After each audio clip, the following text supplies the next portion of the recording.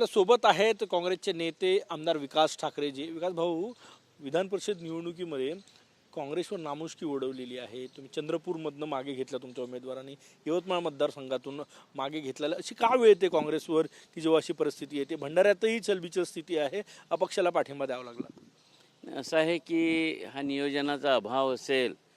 मला वाटते की हायकमांडनं याकडे लक्ष घातलं पाहिजे आणि या स्थानिक स्वराज्य संस्था किंवा इतर निवडणुका असतात ज्याच्यामध्ये घोडेबाजार होतो, त्यामध्ये पक्षाने पक्षाचा एक निष्ठ असलेला उमेदवार द्यायला पाहिजे, जेणेकरून तो हार जीत तर होत असते, परंतु आपल्या पक्षाची जितकी मतं आहे तितकी आपल्या घ्यायचा आहे हा निर्धार करून मैदानात उतरणारा उमेदवार पक्षाने द्यायला पाहिजे.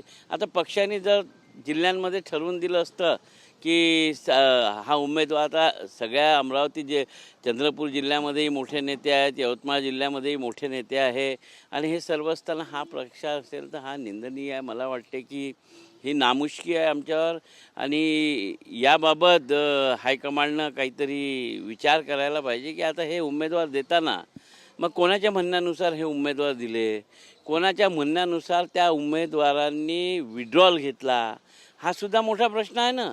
जय विजय तर होणारच आहे, परंतु आमची जी मतं आहे ते याच्यामुळे कार्यकर्ते खालचे डिमोरलाइज होतात आणि हायकमांडने याकडे लक्ष घातलं पाहिजे, असेच माझं म्हणणं आहे. नियोजनाचा अभाव कोणाचा? तुमच्याच नेत्यांनी तिकीटं दिल्या भाऊ. काँग्रेसवाल्यांना भाजपवाले कशी तिकीटं देणार आहे? मी भाजपाचं नाही म्हणून झालं, आमच्या काँग्रेसचंच म्हणून झालं. हो, काँग्रेसच्या ज्याही लोकांनी उमेदवार ठरवला असेल त्यांनी उमेदवार ठरवायच्या आधी हा कोण आहे, कुठून आला, याचा काँग्रेसशी किती संबंध, भाजपातून तो आलेला नाही आहे.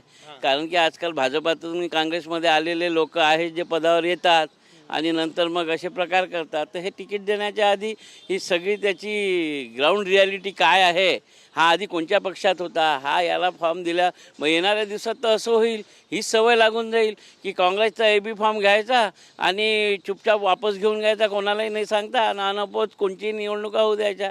म्हणून ही आमच्या सदी हा संशोधनाचा विषय आहे.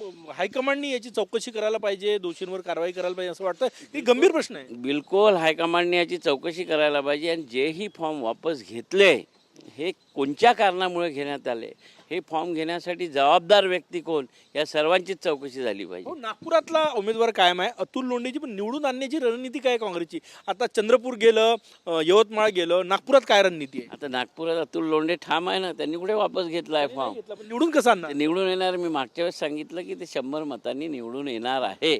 आता ते कसं येणार आहे ते त्यांच्या बुद्धिमत्तेवर निवडून येणार आहे. कारण की असा उमेदवार मला वाटते की 16 उमेदवारांमध्ये नाही आहे. जे विरोधी पक्षांनी सरी उमेदवार दिले 16, त्यांच्यामध्ये अतुल लोंढेंच्या बरोबरीचा उमेदवार नाही आणि म्हणून ते सहजगत्या निवडून येतील. ते माध्यमांमध्ये आपली भूमिका प्रखरतेने मांडत असतात, पण इथे ते प्रत्यक्षात ग्राउंडवर उतरून नगरसेवकांना मतं मागायची आहे आणि तुम्ही आधीच म्हटलं की घोडेबाजार चालते म्हणून. नाही, नगरसेवकांची मतं मागून देण्यासाठी ज्या मतदारसंघातील आमदार असतील, जसं माझ्या मतदारसंघात 12 नगरसेवक आहे, माझी जबाबदारी ते 12 मतं मी त्याला मिळवूनच देईल. शहरातले जे असतील, ग्रामीणचे नेते ग्रामीणचे मिळवून देतील. परंतु त्यांनीसुद्धा नगरसेवकांशी संपर्क साधला आहे. त्यांनी नगरसेवकांना पटवून देऊन झाले की मी तुमच्यासाठी किती फायद्याचं आहे, मी जर निवडून आलो तर मी तुमच्यासाठी किती फायद्याचं आहे, हे काँग्रेसच्या नाही तर भाजपाच्या नगरसेवकांनासुद्धा ते पटवून देत आहे आणि त्यामुळे ते अवश्य निवडून येतील. खूप खूप धन्यवाद. हो, एक शेवटचा प्रश्न शाळेच्या विद्यार्थ्यांचा प्रश्न होता.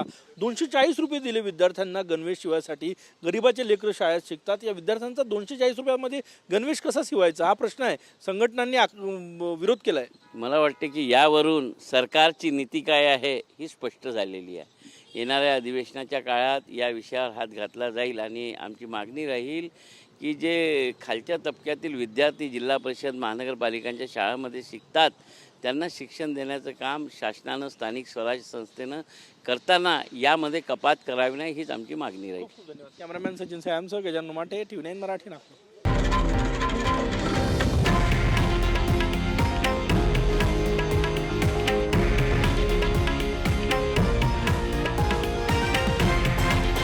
हे आहे देशातील नंबर 1 न्यूज नेटवर्क आणि आपण पाहत आहात TV9 मराठी, एकमेव.